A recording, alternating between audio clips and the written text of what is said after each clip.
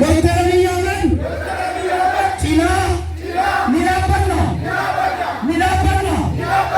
Bilisummaa Margan Badalina waliin Nimirkaneessina Bitoota Sinii Damee Afur guyyaa sabaaf sablammoonni biyya keenya walqixxummaa itti argatan ni eegganna bitoota Sinii Damee Afur guyyaa siidaa bilisummaa Itoophiyaa ni diskina injifannoo har'a argan